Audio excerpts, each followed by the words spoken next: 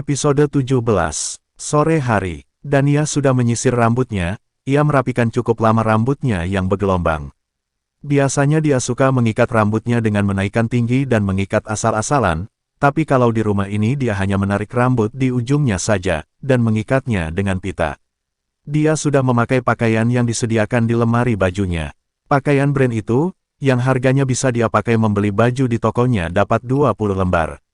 HP di meja bergetar. Tuan muda sudah sampai di gerbang depan. Gila ya, kenapa kau memberitahuku saat orangnya sudah di depan gerbang? Tidak sekalian beritahu aku kalau dia sudah ada di depan kamar. Beritahu aku sejam sebelumnya, bagaimana kalau aku masih ada di luar rumah?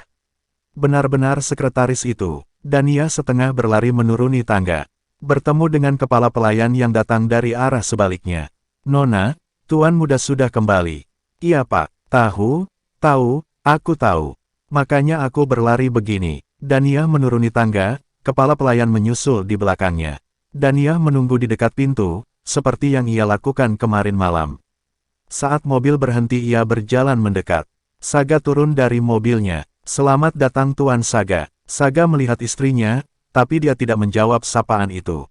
Dia berjalan cepat diikuti oleh Han, Dania memaki dalam hatinya, lalu mengikuti langkah kaki setengah berlari. Kenapa mereka berjalan cepat sekali sih, gerutunya dalam hati. Sampai di kamar Saga duduk di sofa seperti kemarin. Duduk sambil menyandarkan tubuh, dia juga memejamkan matanya. Kerana sekretaris sialan itu, tidak ikut masuk kamar apa. Kenapa diam di situ? Iya tuan, maaf. Dania mengambil sandal rumah lalu berjongkok melepaskan sepatu suaminya.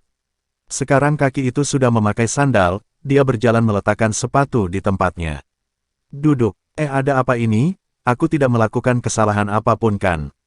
Dania melakukan apa dikatakan Saga, dia duduk di pojok sofa. Agar dia tidak terlalu dekat dengan suaminya. Apa yang kau lakukan hari ini? Kenapa bertanya?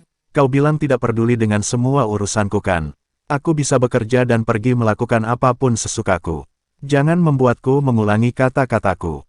Maaf tuan, saya hanya pergi ke tempat kerja saya. Yang penting awali semua dengan kata maaf, begitu pikir Dania. Benarkah? Saga menatap Dania dengan sorot mata mengiris, seperti mengatakan kau berani berbohong pada tuanmu. Tunggu, apa dia tahu aku bertemu Raksa? Apa aku di Renata Matai? Saya bertemu adik saya Raksa di toko, lalu kami pergi sarapan bersama, dan mengobrol agak lama. Setelah itu saya kembali ke toko dan bekerja di sana. Siapa yang peduli kau pergi dengan siapa? Hei tadi kan kau yang bertanya. Kenapa sekarang kesal begitu? Aku kan hanya menjawab pertanyaanmu.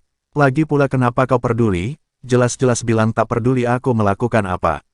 Aku mau mandi. Baik, setelah menjawab itu Dania langsung masuk ke dalam kamar mandi. Menyiapkan bak mandi. Lagi-lagi ia terperanjat saat Saga sudah berdiri di belakangnya. Sial mataku yang suci harus melihat tubuh telanjang ini lagi. Dania menundukkan kepala agar tidak melihat tubuh suaminya yang melewatinya. Dania masih berdiri mematung ketika Saga sudah ada di dalam bak mandi. Keluarlah, katakan pada pelayan aku ingin makan semangkok mie untuk makan malam. Baik, setelah menutup pintu dia langsung bernafas dengan normal. Benar-benar gila, bagaimana dia bisa begitu santainya telanjang di depan wanita. Ya aku tahu aku ini istrimu, bukan pelayanmu, tapi malu sedikit kenapa? Tadi dia menyuruhku mengatakan kepada pelayan ingin makan semangkok mie kan. Kenapa terdengarnya makan malam ini akan sangat merepotkan ya? Apa dia mau minta dibuatkan mie buatan sendiri? Setelah Dania menyampaikan pesan dari suaminya, kepala pelayan terlihat tegang. Dia langsung memanggil semua koki dapur. Dan kesibukan luar biasa terjadi di dapur. Jadi benar mie-nya harus dibuat dulu. Dasar sinting. Maaf, aku banyak memaki. Karena laki-laki gila itu memang pantas untuk dimaki. Siapa juga yang makan mie, perlu buat mie-nya dulu. Lalu buat apa dia punya pabrik mie instan di negara ini? Dania melihat sekretaris Han keluar dari sebuah ruangan. Pas sekali, aku ingin menendang kakinya. Permisi sekretaris Han, bisa kita bicara? Han menundukkan kepala sopan, artinya mempersilahkan Dania untuk bicara. Sekretaris Han, apa Anda tahu maksud saya yang mengatakan untuk memberitahu saya informasi kapan Tuan Saga akan pulang? Lah, bukankah saya memberi Nona informasi tadi? Maksud saya bukan begitu. Protes lalu maksud Nona apa? Beritahu saya kalau Tuan Saga akan kembali 1 jam sebelumnya, atau minimal setengah jam sebelumnya. Bagaimana kalau tadi saya belum pulang dan masih ada di toko? Dania bicara berapi-api, menunjukkan kalau ia kesal. Kenapa saya harus melakukan itu? Apa, sial? Jadi sikap sopan dan hormatmu padaku itu apa maksudnya?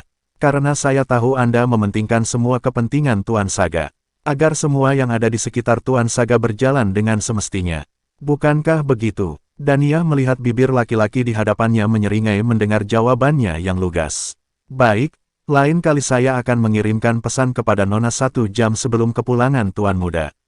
Sekarang saya permisi. Pergilah, pergi jauh sana.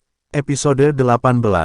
Semangkok mie. Semangkok mie yang dibuat dengan ketegangan sudah terhidang di meja makan. Ibu dan 2 adik ipar yang seharian tidak terlihat batang hidungnya sudah duduk di meja makan.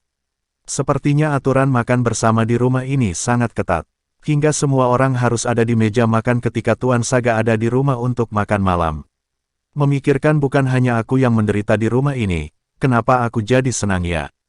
Haha, Dania melirik sambil menatap semangkok mie di hadapannya, sepertinya enak. Apa rasanya bisa seenak taburan micin mie instan ya?